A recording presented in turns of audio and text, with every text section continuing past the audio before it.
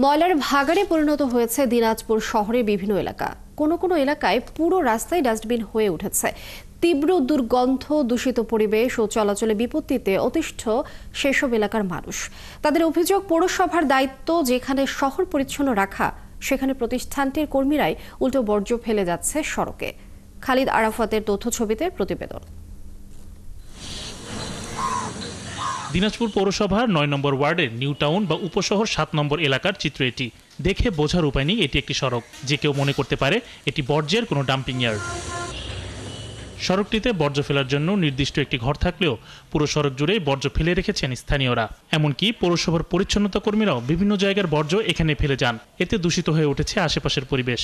দুর্গন্ধ, রোগ জীবাণুর সংক্রমণ ও সড়কটিতে অসামাজিক নানা কার্যকলাপে অতিষ্ঠ এলাকাবাসী। মানুষ চা পানি খাওয়ার জন্য বসে, গুন্ড আসে, এরাও হয়তো ঝগড়া করছে, কথা শুনে নেই। আমরা একের অধিকবার কর্তৃপক্ষকে এই বিষয়টা অবগত করার পরে ওনারা নামমাত্র একটা সাইনবোর্ড দিয়ে গেছেন, কিন্তু এটার আসলে কোনো প্রতিকার এখনো পর্যন্ত পাওয়া হয়নি। পৌরসভার ৫ নম্বর ওয়ার্ডের ব্যস্ততম ও গুরুত্বপূর্ণ কালীতলা নিউ মার্কেটের সামনের সড়কটির অবস্থাও ভয়াবহ। এছাড়া ৭ নম্বর ওয়ার্ডের বালুবাড়ি, বিশ্ব রোড বা দার্জিলিং রোডের পাশেই গড়ে উঠেছে বিশাল আবর্জনার ভাগাড়। এলাকাবাসীর অভিযোগ, বাসাবাড়ির পাশাপাশি পৌরসভা থেকেও এখানে আবর্জনা ফেলা হয়। চলাচল খুব কষ্ট, এবং এর মধ্যে এলাকাবাসী তো ফেলে উপরন্ত আবার পৌরসভার গাড়িও আসে এখানে ময়লাগুলো ফেলে। দিনাজপুরের বেশিরভাগ জায়গায় এরকম নোংরা পরিস্থিতি অবস্থায় পড়ে আছে। আত্মীয় স্বজন কেউ আসতে চায় না। আমার বাচ্চা কাচ্চা নিয়ে আমি খুব কষ্টে আছি। এখানে একটা বড় ডাস্টবিন করে থুয়ে দিছে।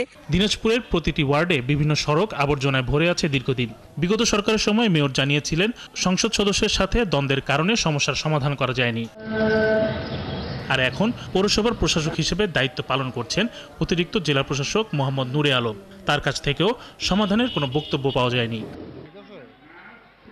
শরীফ আজাদ প্রীতম, ৭১। এই বিষয়ে বিস্তারিত জানাতে দিনাজপুর থেকে যুক্ত হচ্ছেন সহকর্মী খালিদ আরাফাত।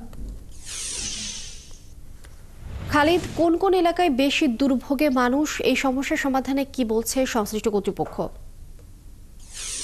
লিলি, যেটি হচ্ছে যে সবচাইতে বেশি যেটি আমরা দেখেছি যে নিউ টাউন বা উপশহরের যে ৯ নম্বর ওয়ার্ড, সেখানে ৭ নম্বর উপশহরের যে হাউজিং মোড়ের পেছনে যে পুরো একটি সড়ক কিন্তু একেবারে ডাস্টবিনে ভরে আছে।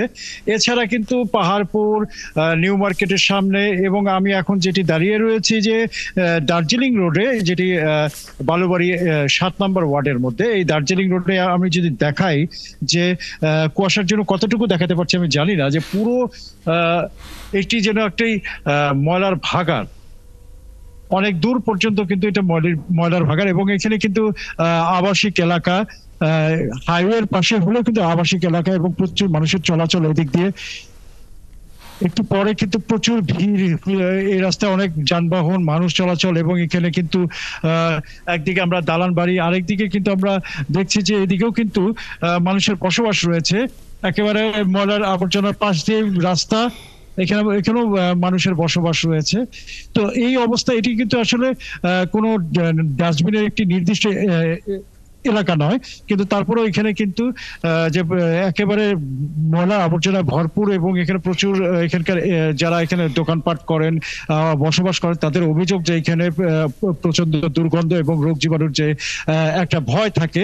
তো এই অবস্থা কিন্তু শুধুমাত্র মানে দিনাজপুরের অধিকাংশ এলাকাতে, এবং পৌরসভার কার্যক্রম কিন্তু দীর্ঘদিন ধরে ময়লার ব্যাপারে বেশ নিষ্ক্রিয় দেখা গেছে। তারা যেটি হচ্ছে যে, এবং অনেক এখানে এইসব এলাকায় কিন্তু পৌরসভার গাড়ি এসে উল্টো কিন্তু ময়লা ফেলে। এটা যে আশেপাশে এলাকার মানুষ শুধু আবর্জনা ফেলছে তা নয়, এই ভাগাড়টি তৈরি হয়েছে পৌরসভার গাড়িগুলো এসে এই রাস্তার উপরে এবং এই রাস্তার পাশে এই আবর্জনাগুলো ফেলে। তো এই বিষয়ে আমরা প্রশাসকের দৃষ্টি আকর্ষণ করেছি। উনি বলেছেন, মৌখিকভাবে বলেছেন, ক্যামেরার সামনে উনি কথা বলতে রাজি হননি, মৌখিকভাবে বলেছেন উনি এই ব্যবস্থা, এগুলো সমাধানের দ্রুত উদ্যোগ নেবেন। লিলি। খালিদ, ধন্যবাদ আপনাকে। দর্শক, আমাদের সাথে দিনাজপুর থেকে সহকর্মী খালিদ আরাফাত যুক্ত ছিলেন।